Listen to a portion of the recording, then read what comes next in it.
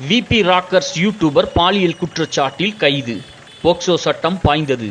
சேலம் மாவட்டம் கொளத்தூர் லக்கம்பட்டி குமரன் நகரைச் சேர்ந்த முத்தான் மகன் வடிவேலு 37 வயதான இவர் மீது பாலியல் குற்றச்சாட்டு தொடர்பாக போக்சோ சட்டத்தின் கீழ் வழக்கு பதிவு செய்யப்பட்டு கைது செய்யப்பட்டுள்ளார். வடிவேலி நெருங்கிய உறவினரான சிறுமி அளித்த புகாரின் அடிப்படையில் தொடர் பாலியல் தொந்தரவு மற்றும் குழந்தை பாதுகாப்பு சட்டங்கள் தொடர்பாக வழக்கு பதிவு செய்யப்பட்டு அதனைத் தொடர்ந்து 12/2/25 இன்று திருப்பூர் சாமுண்டிபுரம் பகுதியில் மேட்டூர் மகளிர் காவல் ஆய்வாளர் வளர்மதி தலைமையில் கொளத்தூர் காவல் உதவி ஆய்வாளர் மணிமாறன் மற்றும் காவல் குழு வடிவேலை கைது செய்துள்ளது.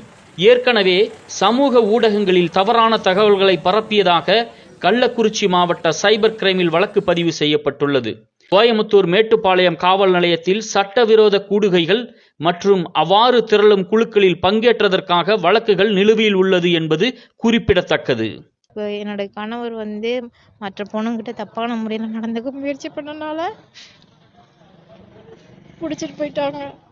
எங்க உறவினர் பொண்ணுகிட்ட தகாத முறையில் நடந்துக்க முயற்சி செஞ்சனால கைது செய்யப்பட்டார்.